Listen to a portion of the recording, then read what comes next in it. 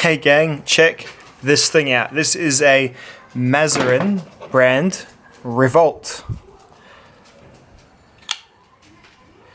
This is like a heavy-duty military folding knife, made in Italy by Maserin. Their website describes it as a strong knife with an excellent grip thanks to the handle machined with CNC machinery. The blade is very strong and reliable. It's under their military section. So this is a big, beefy knife. Let's have a look at it compared to, say, a Spyderco Delica. There's a Spyderco Delica next to this knife. More, I guess, indicative of its beefiness is probably its thickness. Yeah. And that low saber grind. This is one beefy blade. You could hammer this into something and give a good old pry, no doubt. Some other size comparisons. Next to it, frankly, it dwarfs most of the knives that I have. That's next to a Manix 2. It's next to a steel wheel Modus. This is next to a American Lawman. And why not a Spyderco Dragonfly? There you go. So this knife was sent to me by fellow YouTuber Luga Monga. He sent me a few knives. In fact, the only knife I have on deck that is roughly comparable to this one, in size at least, rather than purpose, is this one, the Spyderco K2, which is actually just a little bit bigger even. Not quite as super meaty and robust though.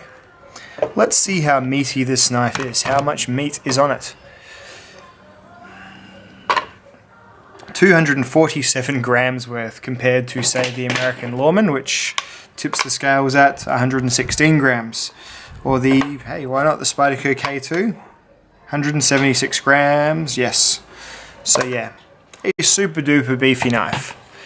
And looking at it, it reminds me of those extreme ratio knives. You know those knives from, they're also from Italy, that have like unusual sort of chock outs in the handles. I'll put a picture up of a couple there. Really expensive as well. This one's not so badly priced. I reckon on Blade HQ and Knife Center you can get these bad boys for about $100. Let's have a look at what Blade HQ are selling them for. Yeah, Blade HQ wants 112 for a Maserin Revolt. And you know what? You're getting a lot of materials. So it's probably not the worst, probably not the worst steel in the world if this sort of thing appeals to you. So the steel on this one is N690. It's a liner locking knife with G10 handles, very much machined and mucked with G10. Real smooth parts, real rough parts, and then the liners inside, which are also stainless steel, have been drilled out. It's got an aluminium backspacer that says made in Maniago, Italy, which then it looks like it graduates into the glass breaker as well. So the backspacer goes to glass breaker. Seems to all be the same material, but I don't know. Maybe it's not. It's certainly, it would have to be aluminium because it feels not adding a huge amount of weight to the back, I don't think. But if I'm wrong, please correct me, someone. Haven't seen too much about this knife online, apart from Jared's video himself. One thing that does sort of baffle me is they've gone for a liner lock. It's an engaged liner lock. It's definitely over 50% there in terms of lockup, but it's it's still an odd choice. You'd think they'd go with something a bit more, robust, if like a triad type lock or a sort of like a slide lock or a bolt lock or something like that for a knife like this. But hey, whatevs. I didn't make it. It's tip down only pocket carry, but it's with a fairly deep clip there. The flipper is not. I don't think you'd ever be able to get this. It just doesn't feel like it's got the detent to spring off of. And yeah, even if you push button or light switch, you're never just going to be able to get it to flip like, say, this knife here. It's just different. It's only on washers as well, which is not going to do too many favors with being a super fast flippy knife. But yeah, so to get this one open, you're just going to be giving it a bit of rest, which, hey, is that really a big deal? I don't know. This knife to me feels a bit like a folding version of a knife like this. Just like it's like the thing if you wanted to have this on you all the time, this is probably the sort of thing that you're wanting to look into. It's got hugely overbuilt hardware, so like the screws, even for the pocket clip, the screws, the pivot screw is huge. The lever, the screws that are holding on the backspace are huge. It's gonna have a lot of resistance to lateral stress.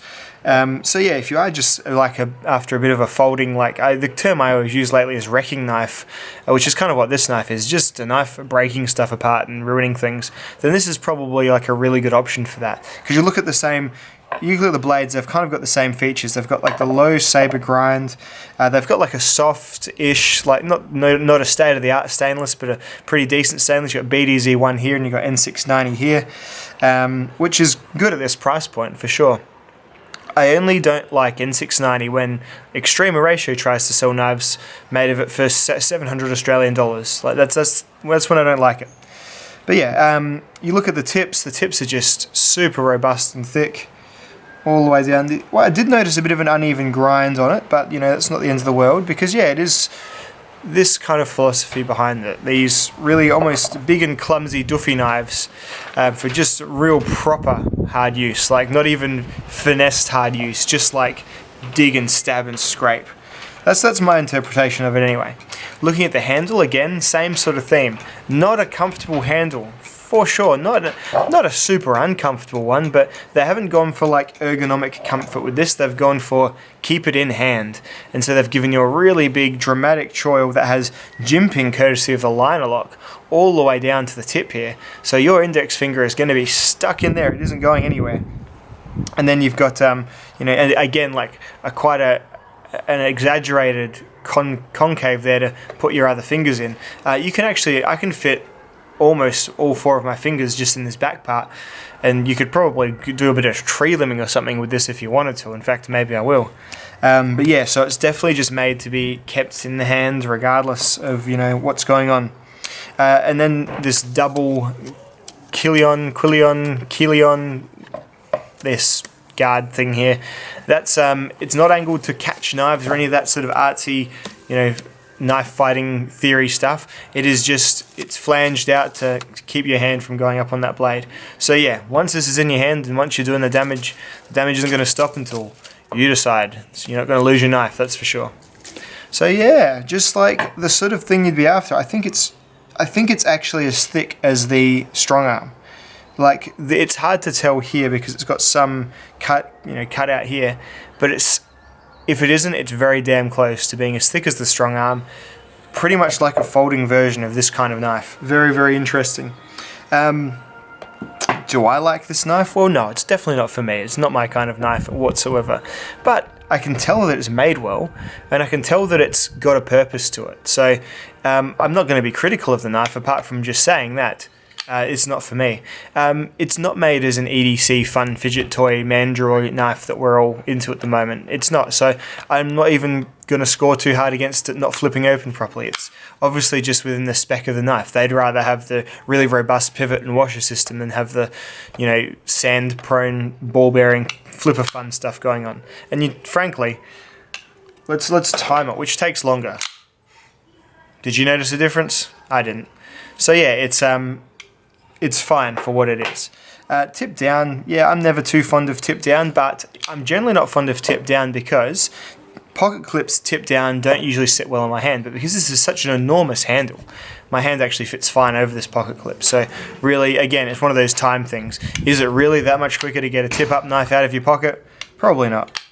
In terms of the steel's performance and the blade's performance, yeah, about in line with like a knife like a strong arm or a knife like a K-bar or something like that. I mean, or maybe not a K-bar, a military knife. It's like an SRK, something like that. Let's see the SRK. We'll bust this bad boy out. Again, kind of similar, like similar style of grind. You've got the sort of the lowish saber grind. Very, very tough, lots of durability, very thick behind the edge.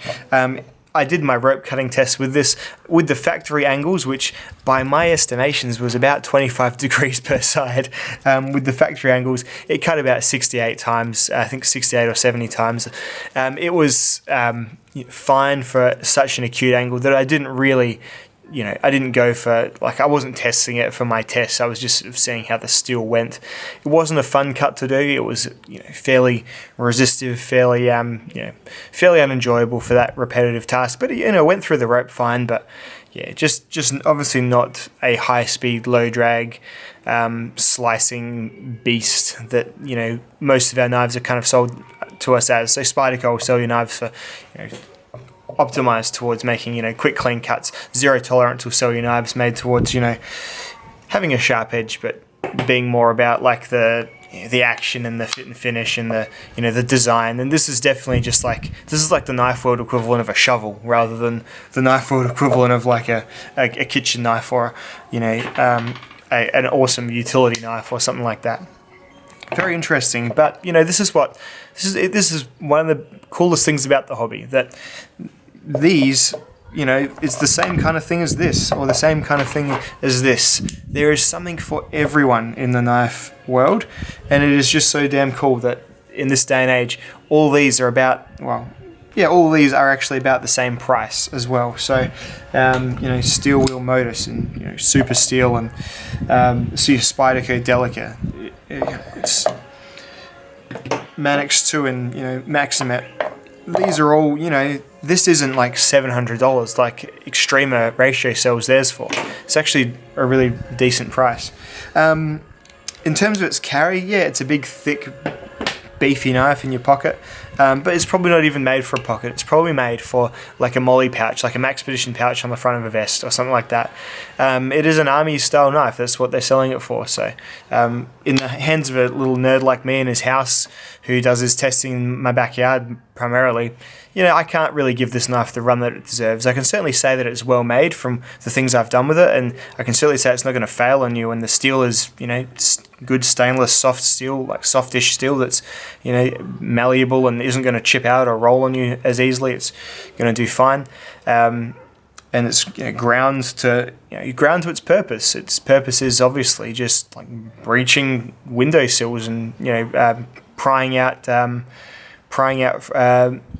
wire framing and things like that from, you know, when you're doing Fallujah door-to-door, you know, kick-ins or whatever it is. That's the theory behind it. So, you know, all I can do as a knife guy is kind of assess it for how well it's made and for how cool it is, how cool I think it is, and the basic quality stuff. And I think it passes all that. It's just definitely not for me, that's all. So yeah, the Revolt by Maserin, who interestingly enough are Steel Wheels, Steel Wheels OEM in Italy, so for these M390 Moduses. So you can see they make just about anything. There you go. So the Maserin Revolt. Hope you've enjoyed seeing this little blade in action and on the table, and I'll catch you all in the next one. Bye guys.